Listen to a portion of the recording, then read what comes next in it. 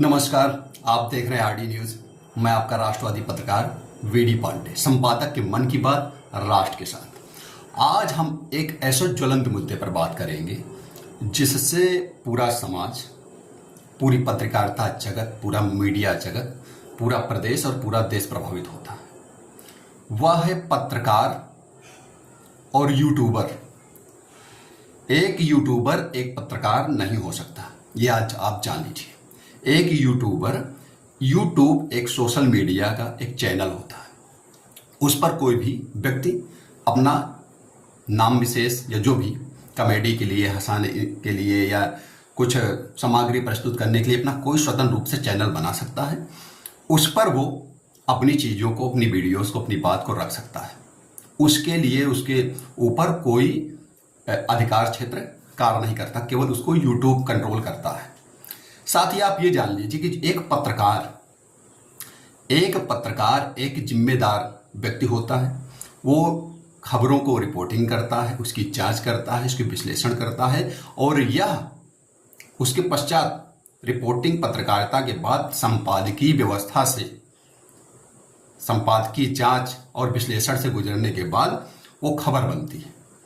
और यह जो संपादक है, पत्रकार है, यह एक मीडिया से, एक संस्थान से, जिम्मेदारीपूर्ण संस्थान से, जो भारत का चौथा या देश का चौथा स्तंभ है, जिसको चौथा स्तंभ के रूप में मान्यता है, वह आरएनआई से उसको बाकायदा, अगर वो प्रिंट मीडिया है तो आरएनआई से उसको रजिस्ट्रेशन कराना होता है, उसको टाइटल मिलता है, उसको पेपर छापने का अधिकार मिलता है, तब वो लीगल और वैध एक पत्रकार और संपादक होते हैं।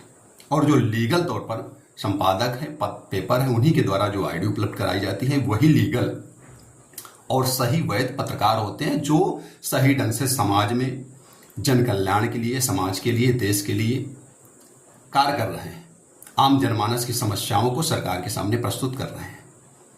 वो लीगल पत्रकार है। और जो यूट्यूब पर अपने मनगढ़ंत कलर्ट पलट, अलर्ट जलर्ट पलट, तमाम तरह के ये न्यूज, वो न्यूज, भारत न्यूज, ये न्यूज, इस न्यूज करके, मतलब बड़े ब्रॉडकास्टिंग चैनलों को भी कॉपी करके, आगे पीछे करके, उनके लोगोस में आगे पीछे करके अभी तमाम ऐसे चैनल बना के यूट्यूब पर और लोगों को गुमराह भी करना है। क्योंकि काफ़ी लोगों को ये भी जानकारी नहीं कि यूट्यूब चैनल अथराइज नहीं है, इसको किसी आरएनआई या किसी ब्रॉडकास्टिंग भारत सरकार की संस्था से कोई मान्यता नहीं होती। इस पर जो भी वीडियोस बनाते हैं वो लोग स्वतंत्र होते हैं।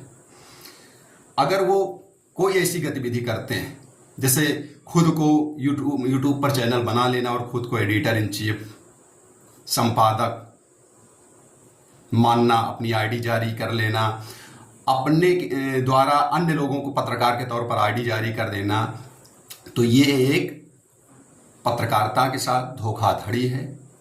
इसमें आप ऐसे लोगों के खिलाफ केसेस भी बन सकते हैं।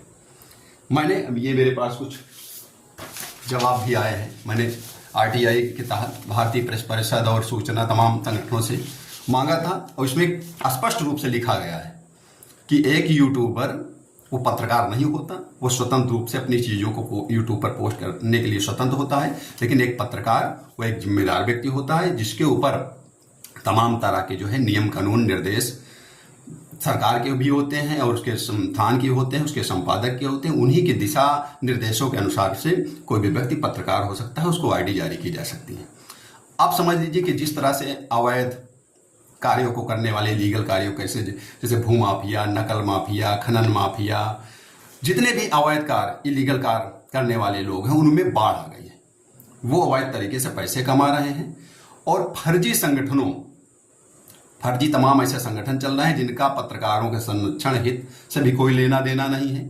वो संगठन, जबकि वो उनका रजिस्ट्रेशन खुद का नहीं हुआ है और उनको आईडी देने का भी अधिकार नहीं है, तो वे फर्जी तमाम तरह के संगठन उत्तर प्रदेश में एकदम तमाम फैले हुए हैं और वो फर्जी तरीके से पत्रकारों को पैसे लेकर, जो तमाम इलीगल कार्यों में संलिप्त हैं, उनसे पैसे लेकर बिना किसी मीडिया संस्थान में जुड़े हुए, बिना नियम कानून का पालन करने वाले लोगों को बड़े बड़े पद दे रहे हैं, पैसे, मोटा अमाउंट ले रहे हैं, पैसे दे रहे हैं।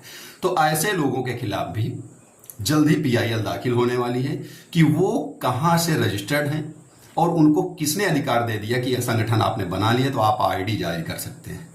आप संगठन बनाते हैं तो जैसे तमाम देश में प्रदेश में संगठन बने हुए हैं, उसमें उन संगठन का उद्देश्य होता है, किसी भी यूनियन का उद्देश्य होता है कि वो जो लोग कार्य कर रहे हैं, जैसे पत्रकारिता के तौर पर जो पत्रकार कार्य कर रहे हैं, उनके साथ अन्याय, उनका शोषण, उनके खिलाफ जो सामाजिक दुर्व्यवहार या जो भी, या उनके हित के लिए कार्य करना, वो संगठन उनके हित के लिए कार्य करते हैं। जैसे भारतीय राष्ट्रीय पत्रकार संघ है, बड़े स्तर पर पूरे देश में पत्रकारों के हित के लिए एक अथॉराइज संस्था है, रजिस्टर्ड संस्था है।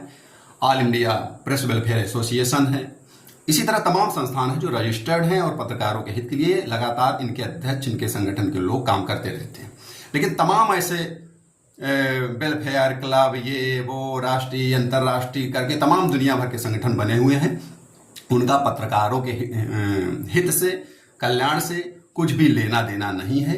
वो अवैध इलीगल कार्यों में संलिप्त लोगों से मोटी रकम लेकर उनको अपने संगठन का जो है संगठन की ID दे रहे हैं, जो इलीगल है पूरी तरह। ऐसे लोगों के भी खिलाफ जो अवैध तरीके से संगठन बना रखे हैं, अवैध तरीके से के लोगों को संरक्षण दे रहे हैं, ID दे रहे हैं, जिनका कभी भी किसी मीडिया संस्थान से कोई ताल्लुकात नहीं रहा है, जिनका कोई इस क्षेत्र में कभी कार्य नहीं रहा है, इन ऐसे लोगों के खिलाफ जो फर्जी संगठन चलाते हैं, फर्जी लोगों को संरक्षण देते हैं, फर्जी कार्ड बनाते हैं, और जो यूट्यूबर फर्जी तरीके से अपने आप को चैनल बनाकर, न्यूज चैनल बनाकर पेश कर रहे हैं, लोग अपने आप के एडिटर इन चीफ बोल रहे हैं, तमाम आइडियाज जारी करके लोगों को गुमराह करके पत्रकार बनाकर जो कर रहे हैं, उनकी सरकार के प्रति कोई जवाबदेही नहीं है।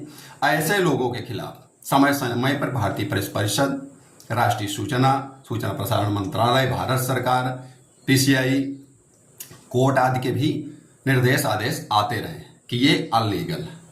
अब एक नए तरह की PIL दाखिल होगी, जिसमें जो अवैध तरीके के संगठन बने हुए हैं, अवैध लोगों को संरक्षण दे रहे हैं, जो यूट्यूबर हैं, वो पत्रकारिता का कार्य कर रहे हैं, ऐसे लोगों के खिलाफ उत्तर प्रदेश सहित समस्त प्रदेशों में और देश भर में कठोरतम कार्रवाई की जाए। तो आपको ये वीडियो कैसी लगी हमें कमेंट्स करके बताएं। सब्सक्राइब नहीं किया है तो आप सब्सक्राइब करें, लाइक करें, कमेंट्स करें। जय हिंद, जय भारत, वंदे मातरम।